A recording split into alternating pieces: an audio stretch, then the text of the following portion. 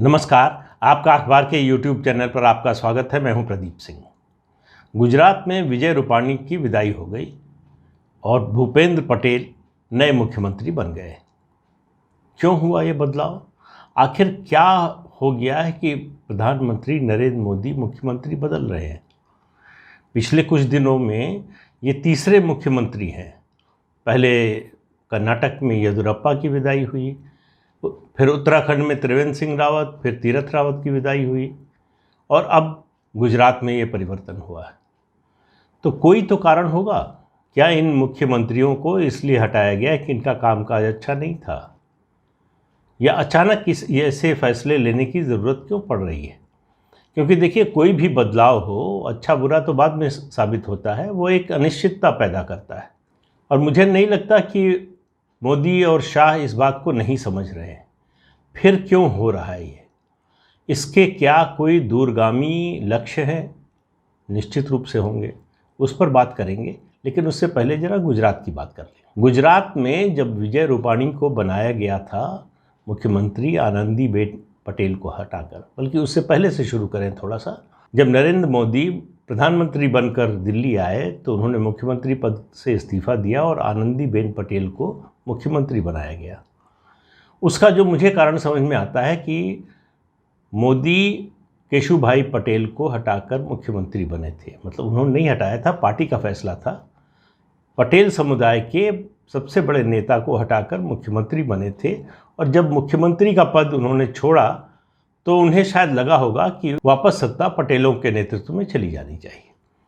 लेकिन उसके बाद जो पाटीदार अनामत आंदोलन शुरू हुआ, अनामत जो है गुजराती का शब्द है आरक्षण के लिए, तो पाटीदार पटेलों का आरक्षण का जो आंदोलन शुरू हुआ उसमें हिंसा हुई, पुलिस को फायरिंग करनी पड़ी, और उसके बाद स्थिति जो बनी उसमें ये और कोई रास्ता नहीं बचा था सिवाय इसके कि आनंदीबेन पटेल को हटाया जाए मुख्यमंत्री पद से। उनको हटा दिया गया। कुछ समय इंतज़ार कराने के बाद उनको राज्यपाल बना दिया गया। और विजय रूपाणी को इसलिए मुख्यमंत्री बनाया गया कि उस समय जो चार्ज माहौल था, उस समय पिछड़ों का भी आंदोलन चल रहा था गुजरात में, पाटीदार तो आंदोलन कर ही रहे थे। तो ये लगा कि किसी एक फैक्शन के नेता को बनाने से फिर ये संघर्ष शुरू हो सकता है, तो किसी कास्ट न्यूट्रल व्यक्ति को बनाओ। तो जैन है रूपाणी, तो कोई प्रतिद्वंदिता जो है वो दूसरे अलग अलग फैक्शंस के बीच में नहीं होगी। और ये जो है प्रयोग सफल भी रहा। लेकिन 2017 का चुनाव जीतने के लिए, विधानसभा चुनाव, प्रधानमंत्री नरेंद्र मोदी को अपनी पूरी साख दांव पर लगानी पड़ी। उन्होंने जैसे मुख्यमंत्री के तौर पर चुनाव लड़ते थे, लगभग उसी तरह से चुनाव लड़ा और बीजेपी को जीत दिलाई। और उस समय केवल पाटीदार आंदोलन की बात नहीं थी, उस समय जीएसटी में जो परेशानियां आ रही थी उससे नाराज़ था व्यापारी वर्ग। उसके अलावा जो है नोटबंदी का फैसला था, उससे बहुत से लोगों में नाराज़गी थी। तो ये सब मिलाकर उस समय माहौल बीजेपी के बहुत ज़्यादा खिलाफ था। और मेरा मानना है कि पिछले 31 सालों में कांग्रेस के लिए अगर सबसे अच्छा मौका था गुजरात में, तो वो 2017 में था, जो वो चूक गई। तो अब कांग्रेस को निकट भविष्य में गुजरात में सत्ता मिलने वाली है, इसके दूर दूर तक कोई जो है उम्मीद नज़र नहीं आती। तो जब इनको हटाया गया, विजय रूपाणी को हटाने का फैसला हुआ, फैसला कैसे हुआ? पार्टी ने 3 सर्वे कराए। उसके बाद संघ के स्थानीय नेताओं से फीडबैक लिया गया। फिर संगठन के लोग घूमकर आए और उन्होंने फीडबैक दिया। पार्टी नेतृत्व को ये फीडबैक मिला कि विजय रूपाणी के नेतृत्व में चुनाव जीतने में कठिनाई होगी, मुश्किल आएगी। क्योंकि ये बात सबको मालूम है कि विजय रूपाणी कोई जन नेता नहीं है, लोकप्रिय नेता नहीं है, उनका कोई अपना जनाधार नहीं है। एक दूसरा, कोविड के समय गुजरात हाई कोर्ट ने जिस तरह की टिप्पणियां की सरकार के उस समय के कामकाज को लेकर, वो भी एक कारण बना। तो बहुत से कारण बने। लेकिन एक बात और है, आप गुजरात के बारे में समझ लीजिए कि गुजरात और मध्य प्रदेश 2 ऐसे राज्य हैं जो जनसंघ के समय से इनमें पार्टी का संगठन सबसे मजबूत रहा है। तो बड़ा से बड़ा कोई हमला हो, बड़ी से बड़ी मुसीबत आए, संगठन की इतनी ताकत है कि वो सब झेल लेता है। अब आप देखिए, शंकर सिंह वाघेला और केशुभाई पटेल दो लोग थे जो जनसंघ के ज़माने से जिन्होंने पार्टी को खड़ा किया, गांव-गांव घूमकर पार्टी को खड़ा किया। शंकर सिंह वाघेला की महत्वाकांक्षा 1995 में जागी और मुख्यमंत्री नहीं बने तो उन्होंने बगावत कर दी, पार्टी से निकल गए, एक धड़ा तोड़कर ले गए। कुछ समय के लिए कांग्रेस के समर्थन से मुख्यमंत्री बने, फिर राष्ट्रपति शासन लगा। 1997 में फिर चुनाव हुआ, 2 ही साल बाद बीजेपी फिर बड़े बहुमत से जीत कर आई। उसके बाद से बीजेपी कभी हारी नहीं। तो 26 साल का लगभग जो है राज है, लगातार 6 एंटी इनकम्बेंसी झेल चुकी है पार्टी। तो ऐसे में बीजेपी का संगठन जो है, केशुभाई पटेल जो पाटीदारों के, पटेलों के सबसे बड़े नेता थे, और उस समय जब वो नेता थे तब कांग्रेस में भी कोई उतना बड़ा नेता नहीं था, तब पार्टी ने उनको हटा दिया, स्मूथली हटा दिया, और उनको हटाकर किसको सौंपी गद्दी? नरेंद्र मोदी को, जो उससे पहले सभासद भी नहीं रहे थे। तो ये अब उस समय के फैसले के हिसाब से कह सकते हैं आपकी बहुत बड़ा जोखिम था कि क्या उसका असर होगा। लेकिन नरेंद्र मोदी ने साबित किया कि नेतृत्व ने जो उन पर भरोसा जताया था उस पर वो खरे उतरे, निराश नहीं किया उन्होंने पार्टी नेतृत्व को, और 12 साढ़े 12 साल जो है निर्बाध रूप से शासन किया। दूसरा, मध्य प्रदेश की जब मैं बात कर रहा हूँ, देखिए फ़र्क मध्य प्रदेश, गुजरात और बाकी राज्यों में देखिए। गुजरात का तो ये बताया, मध्य प्रदेश में आप देखिए 2003 में कैलाश जोशी, सुंदरलाल पटवा, बाबूलाल गौड़, इन सब तमाम सीनियर लीडर्स को किनारे करके उमा भारती को भेज दिया गया दिल्ली से भोपाल।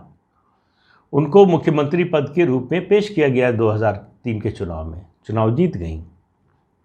कर्नाटक के एक झंडारोहण के मामले में उन्होंने जो है अदालत से उनको सम्मन आया, उसके बाद उन्होंने इस्तीफा दे दिया, फिर दोबारा नहीं बनाया पार्टी ने उनको मुख्यमंत्री, उन्होंने बगावत कर दी, पार्टी छोड़ दी। लेकिन पार्टी पर कोई असर नहीं हुआ। जब चुनाव हुआ, विधानसभा का चुनाव अगला हुआ, तो फिर से 2/3 बहुमत से बीजेपी जीत कर आई। तो ये ताकत है गुजरात और मध्य प्रदेश में भारतीय जनता पार्टी की। ऐसी ताकत संगठन की राज्य के और किसी हिस्से में नहीं है। दूसरी बात, आप ये इस अंतर को इस तरह से और समझिए कि उत्तर प्रदेश में कल्याण सिंह ने बगावत की, उसका नतीजा ये हुआ कि पार्टी 15 साल तक वनवास झेलती रही। 2013-14 में अगर मोदी और शाह ने आकर उबारा नहीं होता उत्तर प्रदेश की भाजपा को और पूरी भाजपा को ही, तो उत्तर प्रदेश में अब भी वनवास चल रहा होता बीजेपी का। तो ये फर्क देखिए संगठन के ताकतवर होने और नहीं होने का है। इस बात को नरेंद्र मोदी और अमित शाह से ज़्यादा अच्छी तरह से और कोई नहीं समझता इस समय की भाजपा में। अब गुजरात में परिवर्तन हुआ है तो एक खेमा जो है लेफ्ट लिबरल बिरादरी का, मीडिया के लोग जो उसमें है शामिल, उनका सक्रिय हो गया है झगड़ा दिखाने के लिए। कहा गया कि यह आनंदीबेन पटेल की जीत है क्योंकि ये भूपेंद्र पटेल जो है वो आनंदीबेन के आदमी हैं, उन्होंने बनवा दिया, अमित शाह की हार हो गई। दरअसल प्रशांत किशोर का जो दर्द है वो रह रहकर टीसता है। वो अभी तक स्वीकार नहीं कर पाए हैं कि अमित शाह ने उनको बीजेपी के सिस्टम से बाहर कर दिया।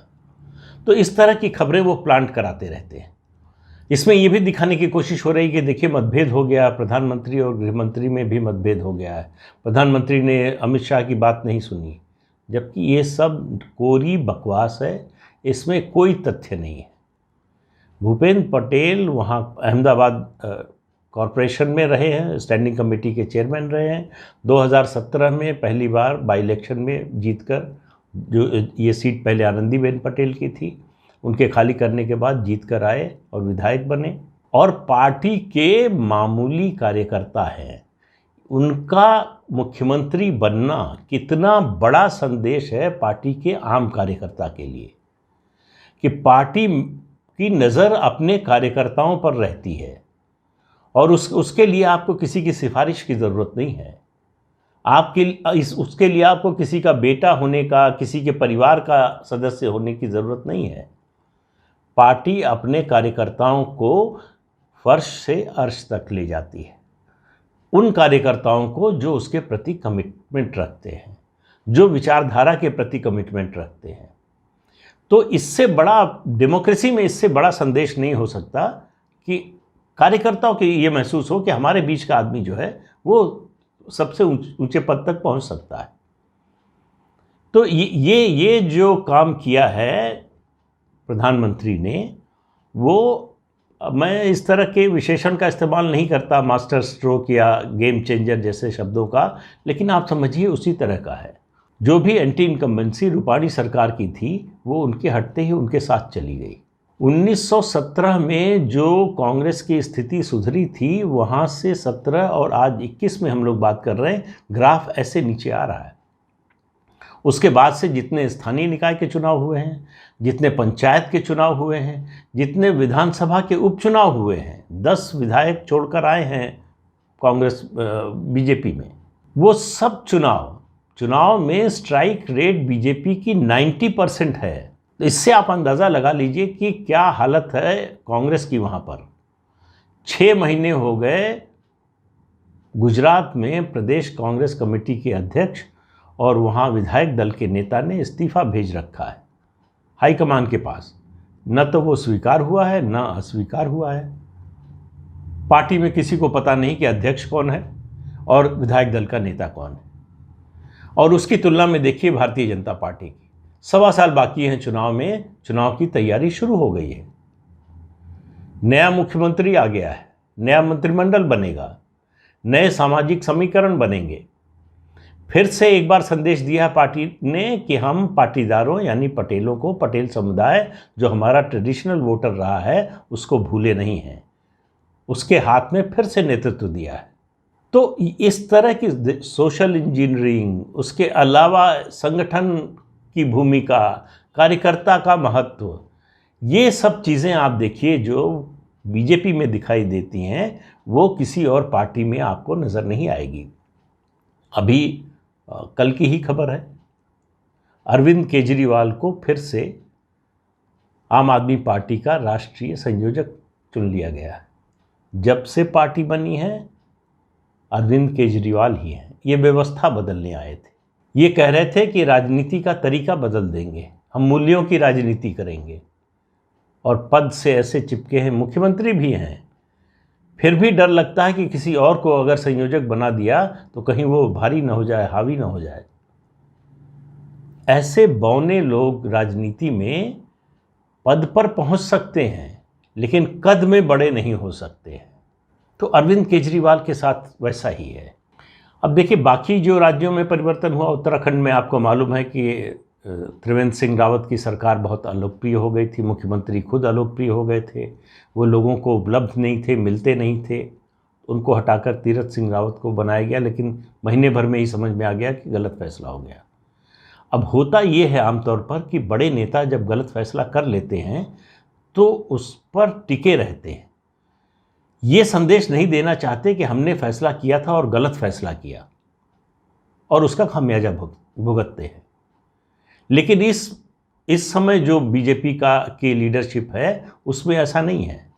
उन्होंने कोई कोताही नहीं की, कोई संकोच नहीं किया, तुरंत बदला और पुष्कर सिंह धामी को मुख्यमंत्री बना दिया गया। युवा हैं, क्लीन स्लेट है, कोई किसी गुट के नहीं है, किसी गुटबाजी में नहीं है, और जब से पद संभाला है तब से अच्छा काम कर रहे हैं। जो लग रहा था कि बीजेपी ये चुनाव हार चुकी है, वो अब लग रहा है कि बीजेपी जीत सकती है। ये फर्क किया है नेतृत्व परिवर्तन ने। इसी तरह से कर्नाटक में येदियुरप्पा 75 साल की उम्र पार कर गए थे, 78 साल के थे। उनसे वायदा किया गया था 2018 के चुनाव में कि आपको 2 साल के लिए मुख्यमंत्री बनाया जाएगा, उसके बाद आपको पद छोड़ना पड़ेगा। 2 साल का जो है, चूँकि सरकार देर से बनी तो 2 साल तो लगभग मुख्यमंत्री रहे ही। वो कार्यकाल भले ही विधानसभा का लगभग 3 साल का हो गया, लेकिन उनको पद छोड़ना पड़ा, और उन्होंने स्वेच्छा से छोड़ा, बगावत नहीं की। क्यों? क्योंकि उनके सम्मान का ध्यान रखा गया। अगर उनको अपमानित किया गया होता जैसा पहले किया गया था तो स्थिति आज कर्नाटक में दूसरी होती, शायद बीजेपी की सरकार वहाँ इस समय न होती। तो ये फ़र्क है। लेकिन मैंने जो शुरू में कहा कि ये सब तो ठीक है, कारण है, तात्कालिक कारण है, स्थानीय कारण है, ये बदलाव हो रहा है और मुझे लगता है कि ये सिलसिला अभी आगे चलने वाला है। क्यों? देखिए, बीजेपी पिछले 7 साल से जो कोशिश कर रही है, मैंने एक वीडियो में इससे पहले भी बताया था, जो उत्तर प्रदेश का बताया था 3 टियर फॉर्मूला, वो दरअसल पूरे देश में लागू है कि सामाजिक समीकरण दुरुस्त करो, उसमें सरकारी योजनाओं का जो लाभार्थी हैं उनके जरिए जो है लोगों तक पहुंचो और फिर अपनी विचारधारा और अपने पार्टी का जो शीर्ष नेतृत्व है, उसका जो करिश्मा है, उसकी जो कम्युनिकेशन स्किल है, उनके जरिए इसको मजबूत करो। तो 7 साल का असेसमेंट, ये जो चेंज है, अब मैं बता रहा हूँ कि क्यों है। इसका जो दूरगामी लक्ष्य है वो ये है कि 7 साल में ये महसूस किया कि 2 लोकसभा चुनाव देखे, 2 लोकसभा चुनाव में जो वोट परसेंटेज मिलता है राज्यों में, विधानसभा का चुनाव आते ही वो घट जाता है। 5 से 19% तक का फर्क आता है और ये किसी भी पार्टी के लिए चिंता की बात है। तो ये मोदी और शाह के लिए भी चिंता की बात थी कि ऐसा क्यों हो रहा है। उसकी वजह यह है कि राज्य का नेतृत्व अगर मजबूत नहीं है तो वो केंद्रीय नेतृत्व का जो फायदा है उसको मल्टीप्लाई नहीं होने देता है। तो उसका मल्टीप्लायर इफेक्ट नहीं आता है तो फिर दिक्कत होती है। इसलिए आप देखिए कि उत्तर प्रदेश में ऐसा नहीं हुआ। तो कोशिश ये है कि सभी राज्यों में ऐसा हो कि वोट परसेंटेज जो लोकसभा में मिलता है, जितना वोट विधानसभा चुनाव में, उससे बहुत ज़्यादा कम ना हो। इसके लिए स्टेट लीडरशिप को मजबूत करना ज़रूरी है। देखिए, ये बीजेपी का एक तरह से आप कहें कि उसको पुनर्नवा किया जा रहा है, रिजुविनेशन है पार्टी का। महाराष्ट्र में जहां चौथे नंबर की पार्टी थी वहां पहले नंबर पर पहुंचा दिया, लगातार 2 चुनाव से पहले नंबर पर है। हरियाणा जहां तीसरे नंबर की पार्टी थी 3 पार्टियों में, वहां पहले नंबर पर पहुंचा दिया, फिर से पहले नंबर पर है। तो ये जो बदलाव आ रहे हैं, उत्तर प्रदेश तीसरे नंबर की पार्टी थी, पहले नंबर पर पहुंचा दिया, पहले नंबर पर है। और अभी जो चुनाव होने वाले हैं 22 में, आप देखिएगा तब भी पहले नंबर पर रहेगी। तो ये जो लक्ष्य, ये जो बदलाव हो रहे हैं, वो 2-3 कारणों से, एक इस समस्या का हल करना, दूसरा भविष्य का नेतृत्व तैयार करना, और जहाँ तक संभव हो सके नई पीढ़ी को आगे बढ़ाना, नई पीढ़ी के नेतृत्व को आगे बढ़ाना। इस तरह से दूरगामी सोच के साथ कोई पार्टी नहीं काम करती है। सब पार्टियां इंस्टेंट कॉफ़ी की तरह, इंस्टेंट नूडल की तरह काम करती हैं। अभी तुरंत तो ये फैसला हो जाए, ये फ़ायदे में है तो कर लो। कांग्रेस भुगत रही है। 18 में जो 3 राज्यों में उसकी सरकार बनी, एक जा चुकी है, दूसरी जो है हर समय डामाडोल है, क्योंकि वादा कर दिया, समस्या उस समय टाल दी, फैसला किया नहीं, अब फैसला लेने की हालत में नहीं है। तो ये जो बदलाव हो रहा है मुख्यमंत्रियों का बीजेपी में, ये बीजेपी को और ज़्यादा मजबूत करने के लिए हो रहा है, ना कि अस्थिर करने के लिए। यहाँ इस बात से फैसला नहीं होता कि कौन किसकी पसंद है, कौन किसकी नापसंद है। यहाँ फैसला इस बात से होता है कि ये बदलाव होने से, इनको सौंपने से या इनको हटाने से पार्टी मजबूत होगी या कमज़ोर होगी। अगर मजबूत होगी तो फैसला उस पक्ष में होगा, अगर लगेगा कमज़ोर होगी तो नहीं बदला जाएगा। तो जब मेरिट पे फैसला होने लगता है तो कार्यकर्ताओं का विश्वास और ज़्यादा बढ़ता है। तब उन्हें लगता है कि नेताओं की नज़र हमारे काम पर है और हमारे काम के असेसमेंट के हिसाब से, उसके आकलन के हिसाब से पद तय होते हैं। आगे का जो भी हमारा भविष्य का जो ग्राफ है वो इसी बात से तय होगा। तो इसलिए मानकर चलिए कि गुजरात में जो परिवर्तन हुआ है, या उससे पहले उत्तराखंड और कर्नाटक में जो परिवर्तन हुआ, वो बीजेपी को और ताकतवर बनाने के लिए हो रहा है। जब दूसरी पार्टियां, भाजपा की विरोधी पार्टियां सरवाइव करने की लड़ाई लड़ रही हैं, तब बीजेपी अपने को मजबूत करने का काम कर रही है। तो आज के अंक में इतना ही, अगले अंक में फिर मिलेंगे। तब तक के लिए इजाज़त दीजिए, नमस्कार। जाते जाते आपको याद दिला दें कि ये चैनल देखिए, शेयर कीजिए, लाइक कीजिए और सब्सक्राइब ज़रूर कीजिए। नमस्कार।